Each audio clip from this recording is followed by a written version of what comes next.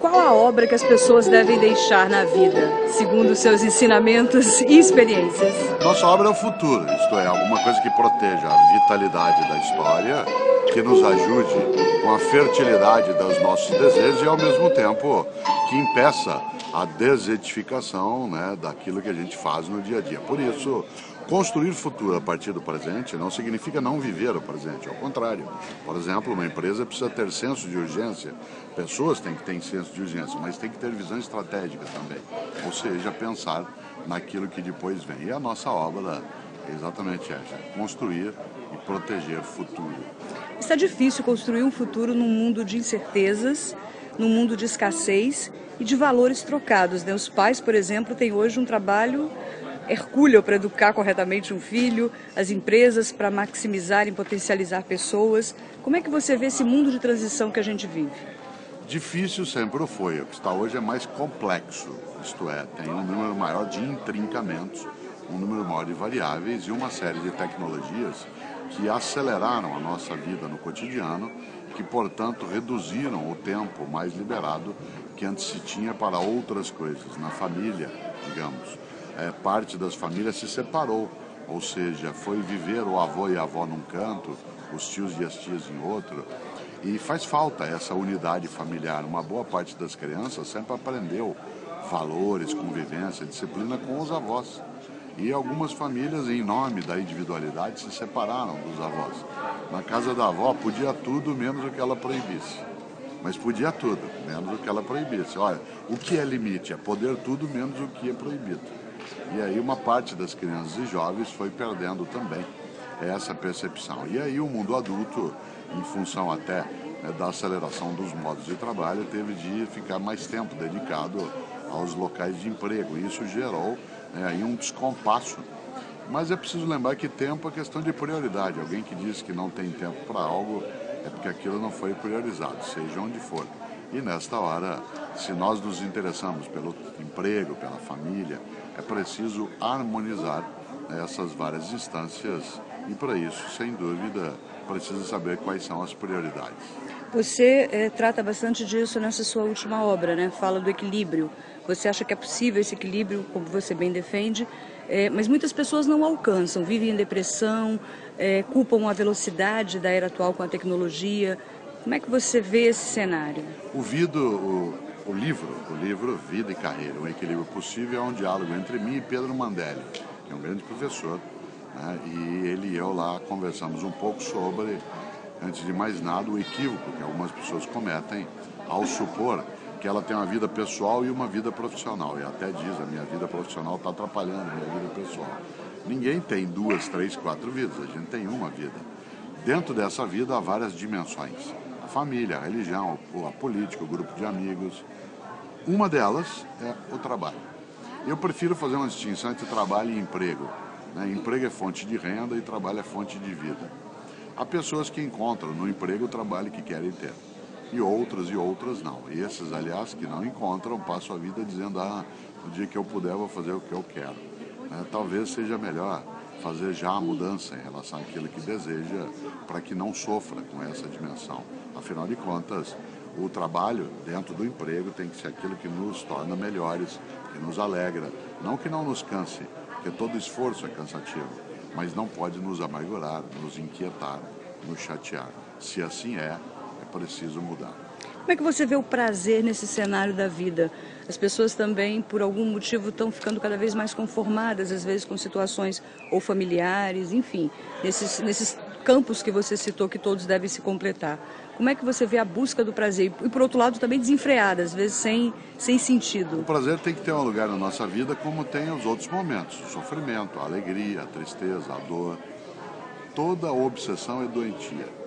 Se alguém passa boa parte do tempo apenas em busca de prazer, ele está adoentado. Se ele ou ela passa boa parte do tempo apenas em busca de tristeza, ele está adoentado. Isso significa que o prazer tem o seu lugar. Ele não pode ser o que em vários momentos ele vem sendo para algumas pessoas, que é uma coisa fugaz, passageira, uma fumaça, um cometa. Ele tem que ser pensado, guardado no seu tempo. A busca desesperada pelo prazer a todo momento, algumas pessoas só encontram no consumo. E como, de fato, o consumo não é um lugar onde o prazer possa residir, ela tem que mudar e buscar outra coisa, e isso adoenta demais. A capacidade de olhar as coisas que não são tão custosas, mas que têm uma simplicidade positiva, elas são sim fonte de prazer. Cozinhar com quem a gente gosta, a capacidade de cantar uma hora juntos, de repente, né, a possibilidade de olhar um sucesso que obteve no emprego, isto é, que deu certo um projeto. É preciso buscar outras fontes de prazer que não sejam essas que são apenas passageiras, que são superficiais, que são vulgares.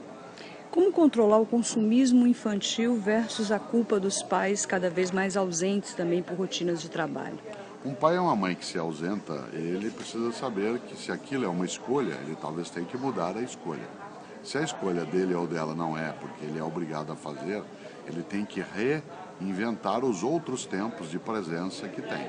É preciso fazer escolhas em relação a isso. Agora, uma criança que é soterrada, né, no dia a dia, inundada de presentes, de cuidados, de mimo, ela está sendo enfraquecida.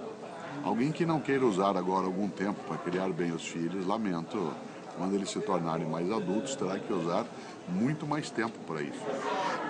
Precisará gastar um tempo imenso e chorará muito.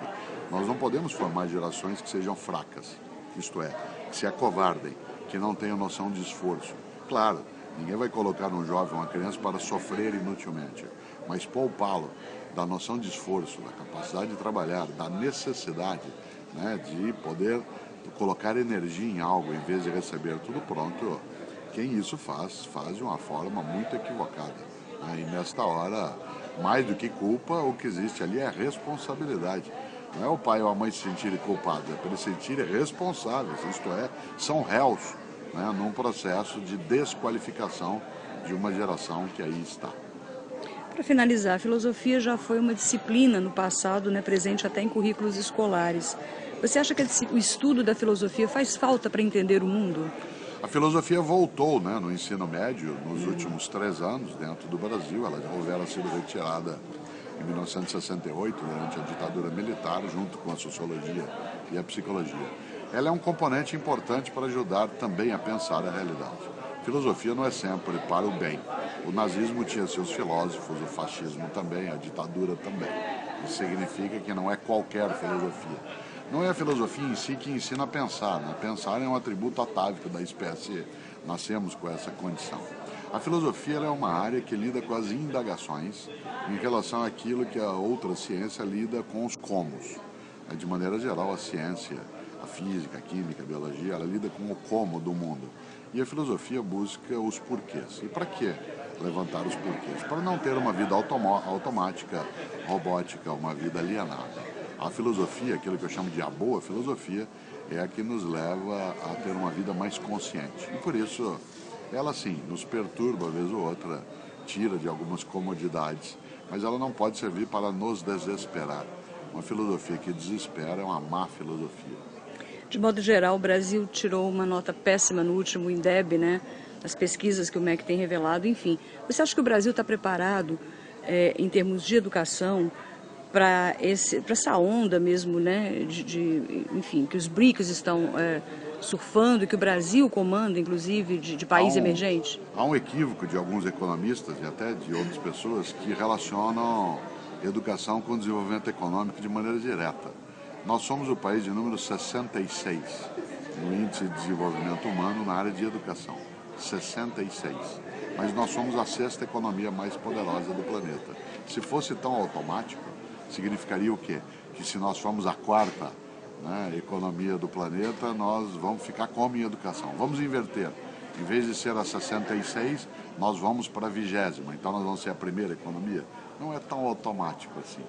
A economia tem a ver também com distribuição de renda, com concentração, com outras formas de educação que não só a educação escolar. O Brasil, nos últimos 30 anos, começou a sair da miséria educacional, da indigência, né, da área de educação. Por isso, os dados agora do IDEB, eles mostram que nós estamos, sim, usando uma expressão da área de economia em viés de alta, né, para melhoria. Mas é algo que ainda não nos entusiasma. Nós temos um tempo longo, para usar uma frase antiga, nós não estamos no começo do fim, Nós estamos apenas no fim do começo.